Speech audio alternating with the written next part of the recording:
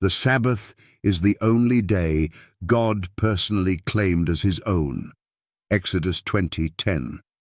In a world full of traditions, opinions, and religious confusion, one truth still stands unshaken. The Sabbath is the only day in the entire Bible that God personally, publicly, and permanently claimed as his own.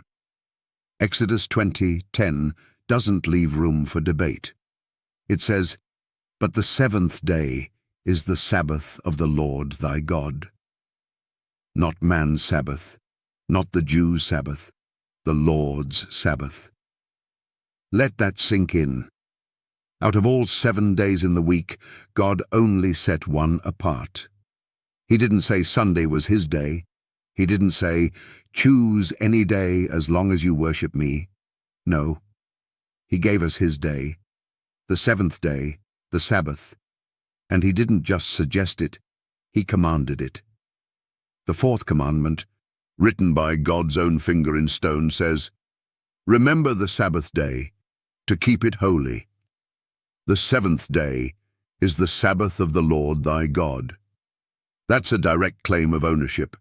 It's his property, his territory, his holy time. And yet, what does the world do? Trample on it, replace it, ignore it. Pastors preach Sunday, priests hold Mass, imams reject it, skeptics mock it. But God hasn't changed. Malachi 3:6 declares, "I am the Lord, I change not." And if he hasn't changed, then his day hasn't changed. You say you follow God, then keep his day.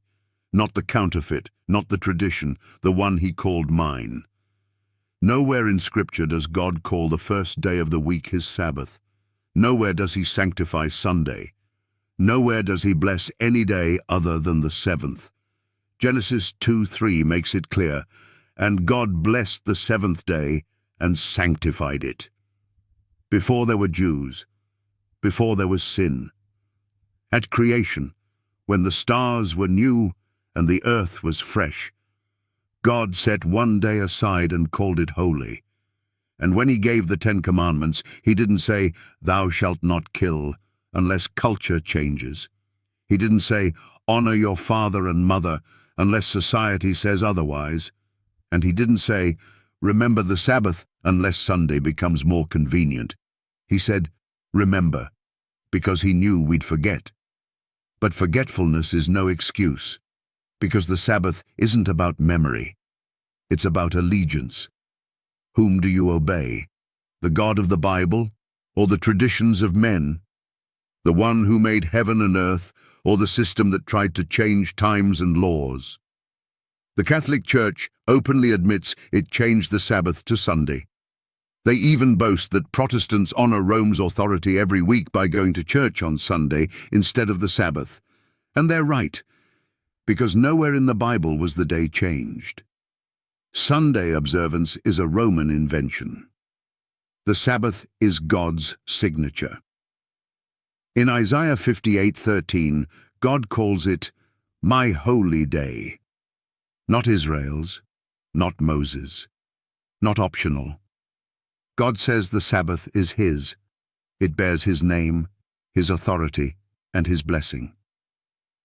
So now the question is not whether the Sabbath exists. It does. The question is, will you honor it? You can sing praises on Sunday. You can preach sermons. You can fast and pray. But if you reject the day God claimed as his own, you're not worshipping him on his terms. You're worshipping him on yours. And that's not obedience. That's rebellion. The Sabbath is not about legalism. It's about relationship. A weekly appointment with the Creator, a sign between God and his people. And it is the only commandment that begins with "remember," because it's the one the world has forgotten. But God hasn't forgotten. His seal is still in place. His law is still holy, and his day is still his. The seventh day is the Sabbath of the Lord your God. Not Sunday, not any day. The seventh day. Will you honor it, or will you follow a lie? Because the day you choose reveals the God you serve.